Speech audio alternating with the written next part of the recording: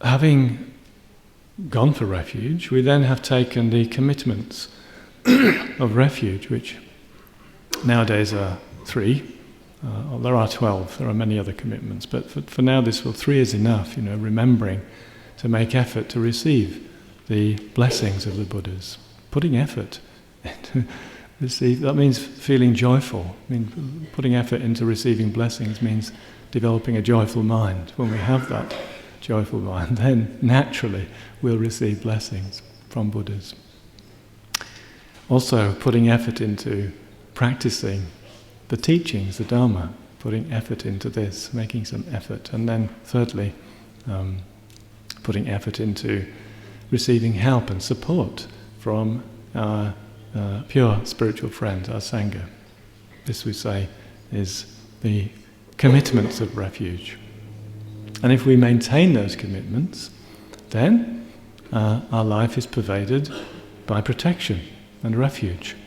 We're pervaded by protection from suffering. So,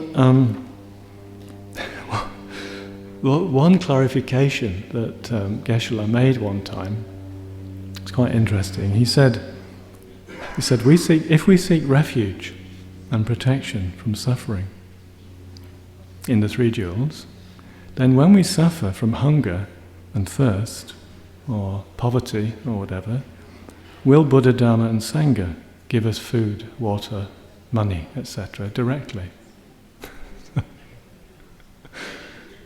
Anyway, some clarification needed. It seems that some of us may feel that we need to go for refuge to get a better job, or we need to go for refuge to eat, or something like this. If we suffer from cold or heat, will the 3 jewels directly protect us from suffering? They're meant to be powerful, aren't they? 3 jewels, they're going to directly protect us from all suffering permanently. So surely they can give me a meal, or a nice new apartment to live in, or a nice new boyfriend. Yeah?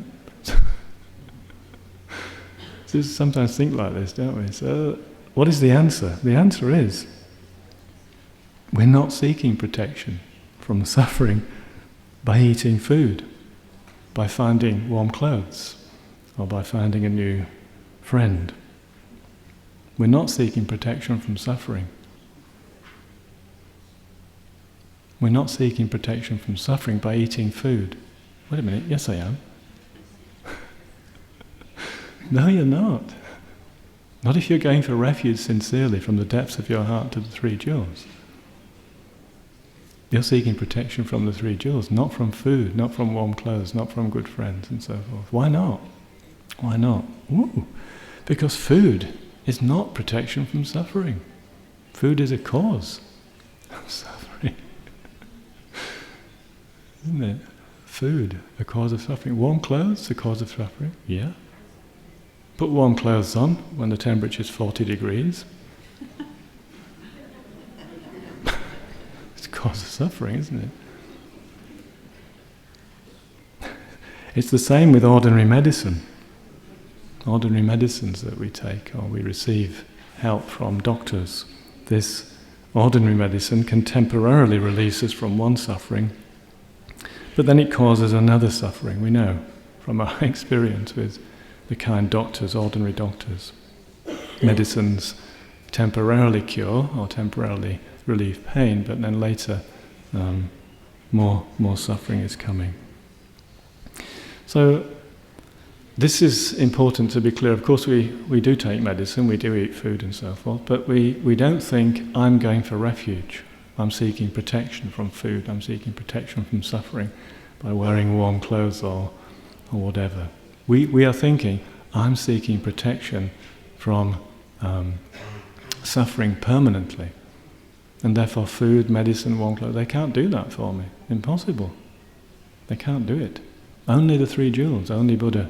This is why we say we go for refuge only to the 3 jewels, okay? Because we're seeking protection from suffering permanently. Temporary cessations of sufferings we should not be satisfied with. We try to understand that, we say in our prayer of the stages of the path that, what do we say, samsara's pleasures are deceptive. So eating is a samsaric pleasure, it can be. Drinking, all of the things that we know as worldly pleasures, these are deceptive because ultimately they turn into manifest pain. If we continue to engage in them, more and more pain. Everyone, eating, drinking, the whole list. So instead of us being deceived and thinking somehow by doing these activities we are releasing ourselves from suffering, we should think, no, this is just to keep this body going for now, something.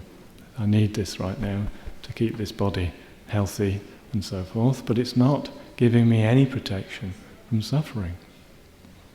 It's not giving me any protection from suffering. We may feel it is, but it's not.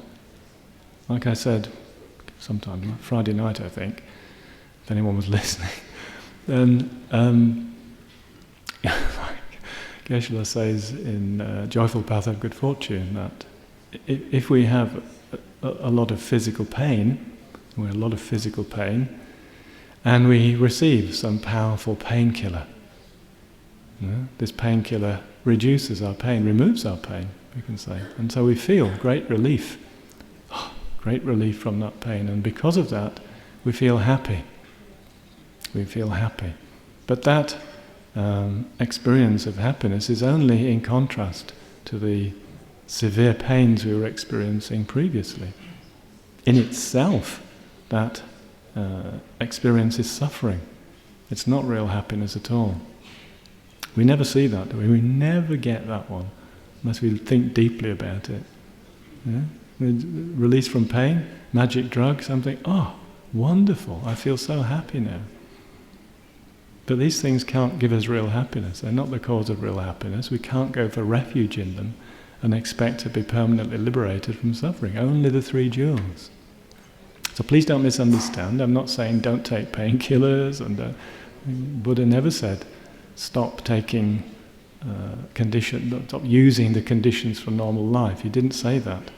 What he tried to help us to do is to realize it's only Buddha, Dharma, Sangha that can protect us permanently.